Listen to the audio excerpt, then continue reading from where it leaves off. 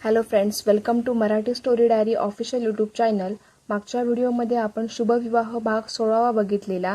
आजच्या व्हिडिओमध्ये आपण भाग 17वा बघणार आहोत.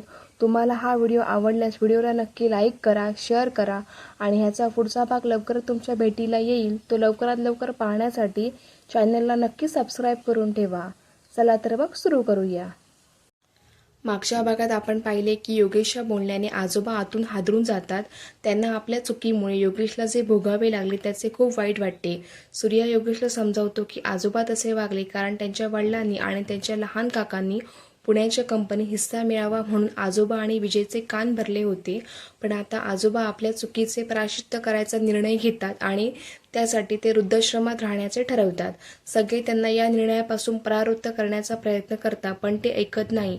शेवटी सूर्या योगेशला समजावायला जातो की त्याने जर आजोबांना थांबवले तर ते कदाचित आजोबा आपला निर्णय बदलतील. आता पुढे सूर्या समजावूनही योगेश काही खाली येत नाही. शेवटी नाईलाजाने सूर्य खाली निघतो, पण रूममध्ये विजया थांबवत, भाऊजी तुम्ही आजोबांना थांबवून ठेवा, मी घेऊन येते यांना.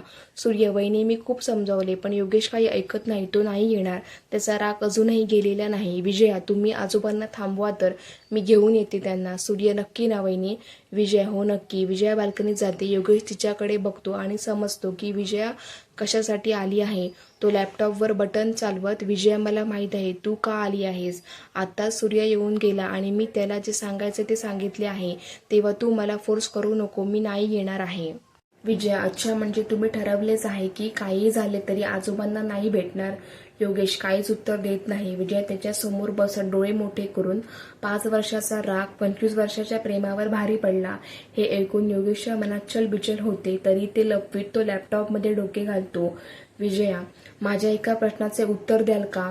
योगेश तिच्यावर नजर रोखत घेतल्याशिवाय तू जाणार आहेस का? विजया हसत ते तर आहेच. मला सांगा लहानपणी तुम्ही किती चुका केल्या? म्हणजे केल्या की केल्याच नाही? योगेश लॅपटॉप बाजूला करीत केल्या ना? का बरं? विजया मग आजोबा सगळ्या चुकांसाठी तुम्हाला शिक्षा देत होते का? योगेश नाही ग, ते कधीतरी शिक्षा द्यायचे. मी जर खूप मोठी चूक केली असेल तर एरवी ते समजावून सांगायचे. विजया खरंच का? विजया आश्चर्याने तिला बघत, मी तुला खोटे सांगेन का? विजया मग मला सांगा आजोबांच्या हाताने एक चूक झाली ती पण तुम्ही विसरू शकत नाही. तुम्हालाही चांगले माहिती आहे आजोबांनी तुमच्यावर राग काढण्यासाठी ती सजा नव्हती दिली, चुकीने झाले होते ते. आणि मला सांगा त्यांचे काय चुकले?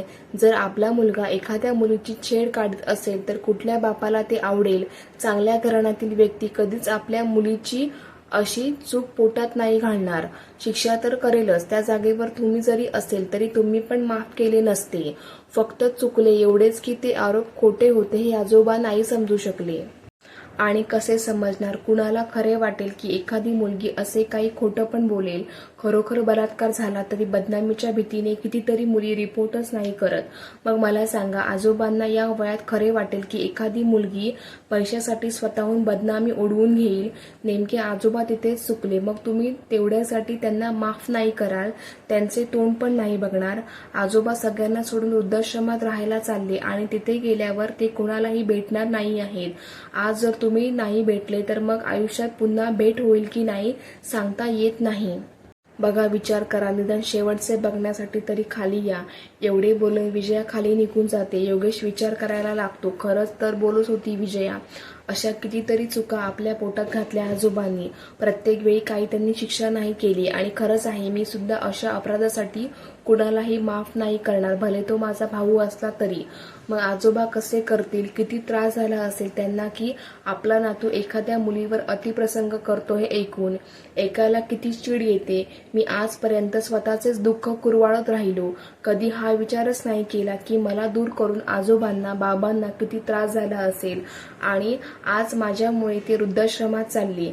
नाही, मला त्यांना थांबवायला पाहिजे. मी तुम्हाला पुन्हा माझ्यापासून दूर नाही जाऊ देणार आजोबा. योगेशचा कंठ दाटून येतो. इकडे विजय एकटीच खाली आलेली बघून सगळे समजतात की योगेश नाही येणार. जसे आजोबा मोठ्या कष्टाने उठतात आणि सूर्याला कॅब बोलवायला सांगतात. विजय अगतिकपणे आजोबा थोडे थांबा, नाही येतीलच आता, तुम्ही बस 5 मिनिटे थांबा.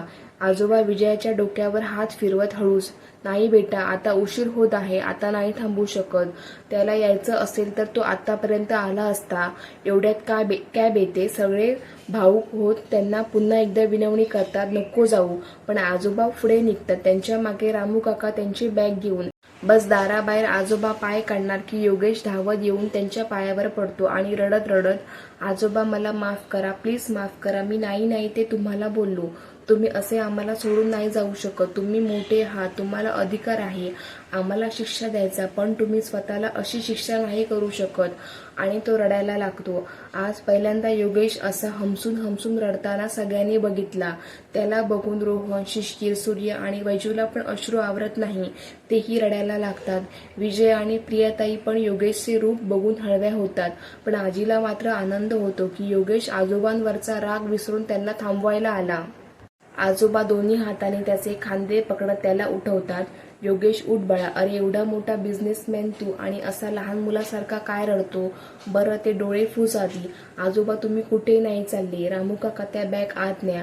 आजोबा, रामू थांब, बॅग आत नको नेऊ. योगेश, मला समजून घे बाळा, मी तुझ्या रागावर नाही करीत आहे हे. नातवाला मी इतकी कठोर शिक्षा दिली हेच मला खात आहे रे. मला अपराधी वाटत आहे माझा निर्णय आणि तोही चूक नसताना. माझे मन मला खात आहे. त्याला शांती तेव्हाच मिळेल जेव्हा मी स्वतः त्याचे प्रायश्चित्त करेन. तेव्हा तू मला अडवू नको आता. योगेश, आजोबा तुम्ही तेव्हाही माझी चूक नसताना मला तुमच्यापासून दूर करून शिक्षा दिली आणि आताही तुम्ही तेच करीत आहात.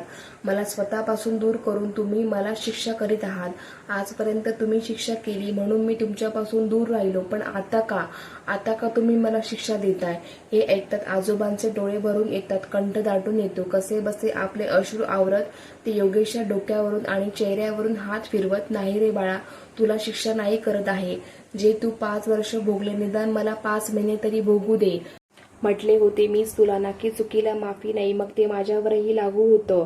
योगेश, नाही आजोबा, तुम्ही आमचे आजोबा आहात, मोठे आहात, तुम्हाला आम्हाला शिक्षा करण्याचा अधिकार आहे, पण तुम्ही स्वतःला शिक्षा नाही करू शकत. आजोबांना कळत नाही योगेशला कसे समजवावे, कारण त्याच्या जिद्दीसमोर आजोबा कमजोर पडत होते. ते स्वतःला सावरत, योगेश, तू जर इतकी जिद्द करशील ना तर कदाचित मी थांबेलही. पण सूर्य त्यांना मध्ये तोडत, पण काय आजोबा बाळांनो, जर मी थांबलो ना तर हा आजोबा तो आजोबा नाही राहणार जो आजपर्यंत वाघासारखा जगत आला. अभिमान होता मला की माझ्या मुलांना, नातवांना चांगले संस्कार दिले आणि त्यात कधीच चूक नाही केली. पण आता मात्र चुकलो. मी कायम या अपराधी भावनेत जगत राहील की मी योगेशला न केलेल्या चुकीची शिक्षा दिली. मला सतत ही गोष्ट सतवत राहील की मी आयुष्यात स्वतःच्या नातवाला ओळखण्यात चुकलो आणि ही जाणीव मला जगूही नाही देणार आणि मरूही नाही देणार. तेव्हा तूच सांग योगेश, मी थांबावे की जावे? मी जर थांबलो तर या घरात एक आत्मविश्वास गमावलेला, ज्याला स्वतःच्या निर्णयावर आता विश्वास नाही, असा व्यक्ती घरात वावरेल. तुला चालेल का? तू बघू शकशील का या आजोबाचे ते रूप? योगेशसह सगळेच आजोबांना अवाक होऊन बघतात आणि आजोबा मात्र हताश, निराश तिथेच अंगणात असलेल्या झोपाळ्यावर बसतात. योगेश त्यांना तसं बघू शकत नाही. मनात येते, हे काय झालं? माझे आजोबा असे नाही, ते तर आजही पूर्ण कंपनीचा धुरा एकटे सांभाळू शकतात. पण हे काय? आजोबा असे कसे झाले? माझ्या शब्दांनी त्यांना इतकं खोलवर घायाळ केलं. योगेश आजोबांच्या पायावर पडत, आजोबा मला माफ करा, माझ्या शब्दांनी तुम्हाला इतके तोडून टाकले. मला माफ करा आजोबा, मी चुकीने नाही ते बोललो तुम्हाला. आजोबांना धक्का बसतो. आपल्या अशा तुटण्याला योगेश स्वतःला जबाबदार समजवत आहे हे बघून. ते योगेशचे दोन्ही हातांनी डोळे पुसत, नाही रे बाळा, तुझं बोलणं मी कधीच मनावर नाही घेतलो. मी तुटलो, हताश झालो ते तुझ्या बोलण्यामुळे नाही, तर माझ्या एका चुकीने तुला जे भोगावे लागले ते बघून मी तुटलो. माझे मन मलाच खात आहे, आतून पोखरत आहे मला की मी असा कसा वागू शकतो, तेही तुझ्या बाबतीत. तुझ्या बापापेक्षा जास्त तू माझ्या जास्त जवळ राहिलास, मग मी तुझ्यावर असा अविश्वास दाखवला. आता जर मी ही शिक्षा भोगली तर माझ्या मनावरचे ओझे कमी होईल, माझा ताण कमी होईल. मला समजून घे बेटा. योगेश तसाच आपले डोके त्यांच्या मांडीवर ठेवतो आणि शांतपणे विचार करतो. त्याच्या लक्षात येतं की आजोबांचा गिल्ट आपण काही केल्या दूर करू शकणार नाही, त्यामुळे त्यांना त्यांच्या इच्छेप्रमाणे जाऊ द्यावे. तो डोकेवर उचलत, आजोबांना, माझी एक अट आहे, ती तुम्हाला मान्य करावी लागेल, तरच मी जाऊ देईन. आजोबांना अंदाज येतो की हा काय अट ठेवेल, तेही हुशार. मी तुझ्या सगळ्या अटी मान्य करेन, फक्त एक सोडून. योगेश कोणती? आजोबा हेच की मी तिथे गेल्यावर घरच्या कुठल्याही सदस्याला भेटणार नाही आणि जोपर्यंत मी परत येत नाही तोपर्यंत मला कोणीही भेटायला यायचे नाही. योगेश गोंधळून जातो. मग थोडा विचार करून, ठीक आहे, पण तुम्ही तिकडे स्वतःची नीट काळजी घ्याल, वेळोवेळी डॉक्टरकडे जाऊन चेकअप कराल. तब्येत जर बिघडली आणि 3 दिवसात ती ठीक नाही झाली तर तुम्ही आम्हाला सांगाल, तेव्हा मात्र आम्ही तुम्हाला इकडे घेऊन येऊ. आजोबा हसत, बरं ठीक आहे, मान्य तुझ्या सगळ्या अटी. खुश? आजोबा जात असले तरी अटी मान्य केल्या म्हणून योगेश खुश होतो. तसे सगळेच खुश होतात, पण आजी मात्र उदास असते. आजोबा झोपाळ्यावरून उठतात, एक वार सगळ्यांना बघतात. विजय, तू पुण्याची कंपनी शशिकांत आणि चंद्रकांत सोबत मिळून बघू शकतो, तेव्हा सूर्याला इकडे राहू दे योगेश सोबत. त्याची फार दमछाक होते तर त्यालाही मदत होईल. आणि योगेश, शिशिर आणि रोहनला तुझ्याकडेच ठेवून घे, त्यांनाही आता कंपनीचे काम शिकवायला सुरुवात कर. काय रोहन, शिशिर, आता पुरे झाल्या उन्हाळक्या, आता कामाला लागा आणि कंपनीत ओनर म्हणून नाही तर एम्प्लॉईज म्हणून काम कराल तरच शिकाल. रोहन आणि शिशिर एका सुरात, हो आजोबा. योगेश, तुम्ही काळजी नका करू आजोबा, मी त्यांना नीट बिझनेस शिकवेल आणि सूर्यासोबत असेल तर मला फारच आनंद होईल. सूर्य, हो आजोबा, तुम्ही म्हणाल तसे. मलाही इथे योगेश सोबत काम करायला जास्त आवडेल. हे ऐकताच योगेशला बरे वाटते. आता कुठे ते सगळे भाऊ मिळून काम करणार. सूर्याला पण आनंद होतो की निदान योगेश त्याला एखादी पोझिशन तर देईल. पुण्यात तर कोणीही काहीही सांगायचे, कधी सप्लायरचं तर कधी डिझाईनचे काम. रोहन, शिशिर तर खुश असतातच, त्यांना मुंबईचे राहायचे होते. आणि सर्वात जास्त खुश होते दिशा, तिला एवढ्या मोठ्या आलिशान बंगल्यात राहायला मिळणार म्हणून. वैजू नाराज होत, सगळे इकडे राहिले तर मी तिकडे बोर होईल, मला नाही जायचं तिकडे, मी पण इथेच राहील. तिच्या बालिशपणाला सगळे हसतात. आजोबा तिला कुरवाळत, अगं हो, तुला सांगायचंच राहिलं, तुलाही इथेच राहायचे आहे आणि माझ्या बायकोची काळजी घ्यायची आहे. मी जेव्हा परत येईन तेव्हा तुझ्या आजीचे 10-15 किलो वजन वाढले असले पाहिजे. तर सगळे हसायला लागतात. आजी मात्र लाजेने आपला चेहरा पदराआड लपवते. आजोबा, प्रिया आता इथे विजया आहे योगेशची काळजी घ्यायला, तेव्हा तू विजय सोबत राहा, त्याची तिथे काळजी घ्यायला कोणीतरी हवे. प्रियताई, हो मामनजी, मी उद्याच त्यांच्यासोबत पुण्याला निघते. आजोबा, शकून तुला सर्वांची काळजी घ्यायची आहे आणि सोबत स्वतःची पण, कळलं ना? आजी उदास मनाने फक्त मान हलविते. तिला उदास बघून आजोबा जवळ येत, काळजी नको करू, मी लवकर परत येईन. दूर एक साईडला विजय उभी असते आणि तिच्या बाजूला दिशा. आजोबा त्यांच्याजवळ जात, विजय काय झाले बेटा, अशी उदास का?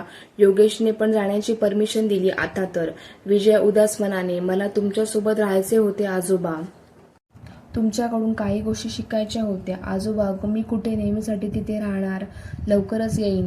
तुझ्या हाताला छान चव आहे, तुझ्या हातचे वेगवेगळे पदार्थ खायचे आहेत मला, तेव्हा लवकरच येईन, वाट बघ आणि माझ्या योगेशला जप हो.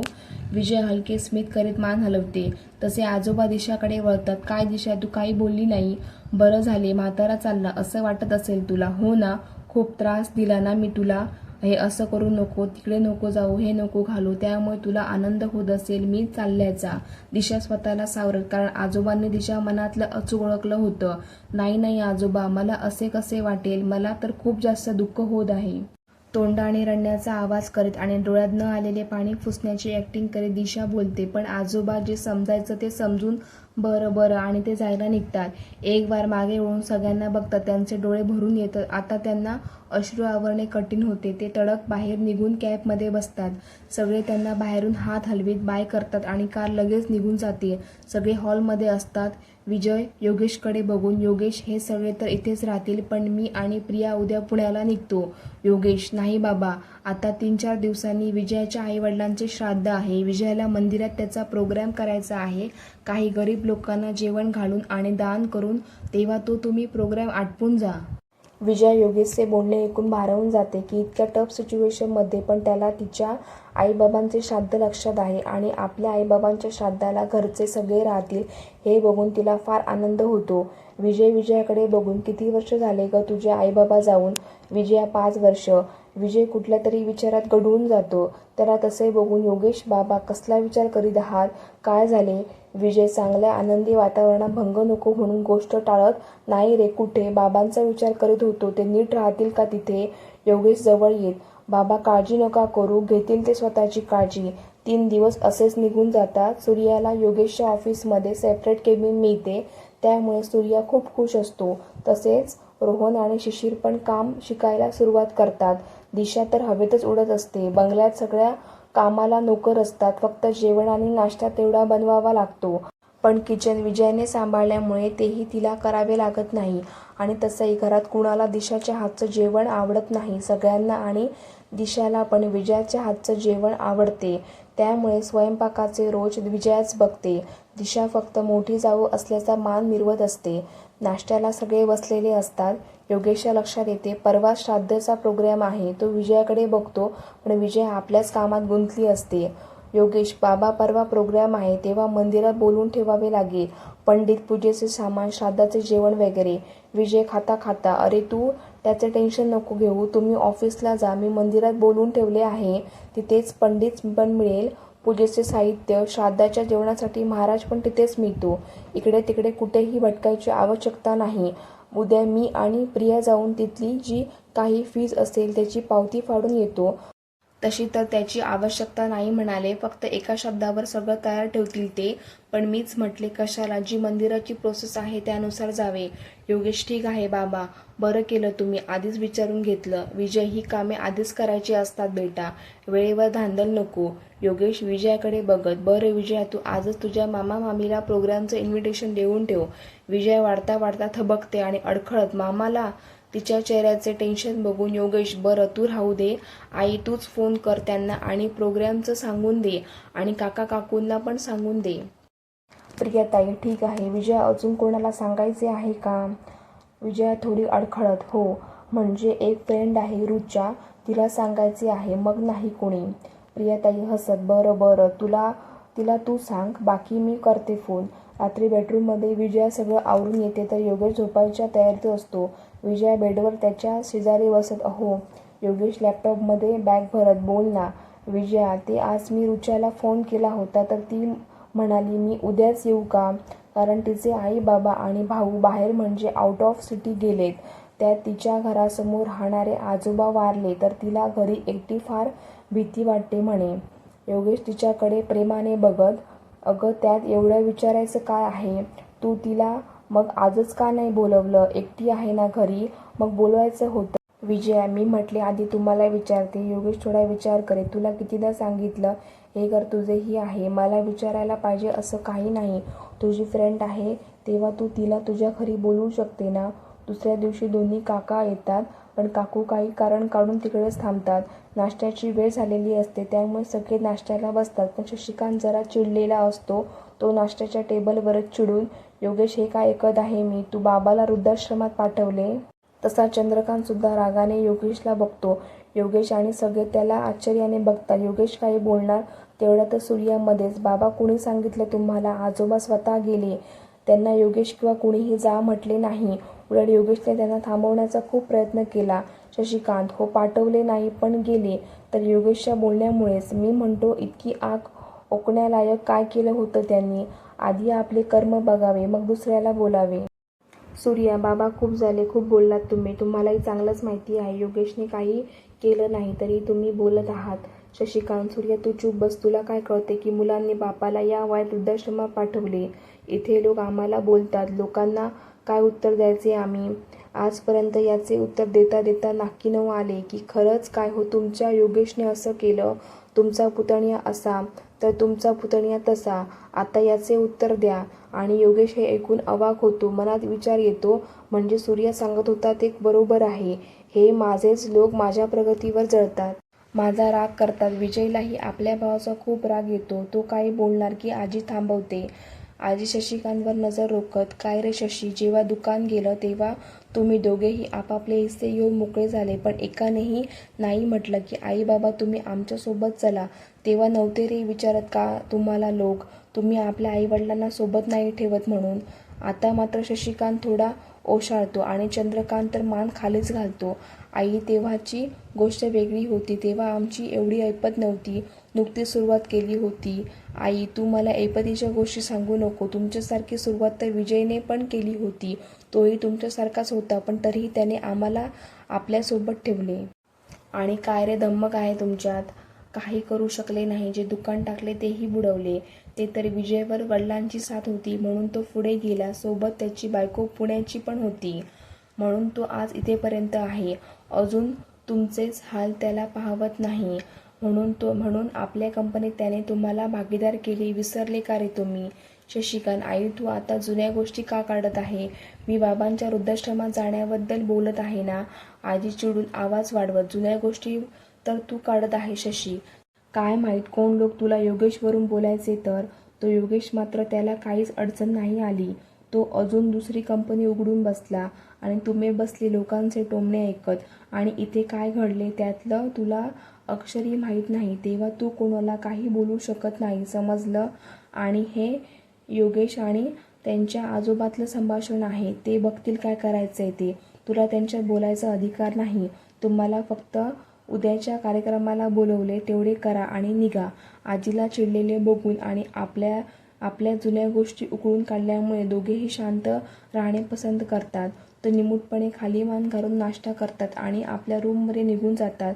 झालेल्या प्रकाराने सगळे अवाक होतात. विजयाला जाणवते की दोन्ही काका योगेशचा रागराग करतात. तसं योगेशला पण पहिल्यांदा जाणवते की काका आपल्या प्रगतीवर खुश नाही, म्हणजे तो माझा द्वेष करतात. पण का? विजय आणि प्रियाला पण राग येतो, पण ते दोघेही आतापर्यंत योगेशबद्दल बरीच आग ओकायचे त्यामुळे तिला सवय झाली होती ऐकायची. पण विजय, त्याला आतापर्यंत योगेश चुकीचा वाटायचा म्हणून तो ऐकून घ्यायचा. पण आता योगेश निर्दोष असूनही त्याचे भाऊ त्यांच्याबद्दल असे बोलतात बघून आज पहिल्यांदा त्याला आपल्या भावांचा राग आला होता. आणि दिशाला टेन्शन येतं की त्यांच्या सासऱ्यांच्या बोलण्याने चिडून योगेशने सूर्याला परत पुणेला नको पाठवायला म्हणून. चला फ्रेंड्स, आजच्या पुरतं एवढंच. व्हिडिओ आवडल्यास व्हिडिओला नक्की लाईक करा आणि चॅनलला नक्की सबस्क्राईब करून ठेवा.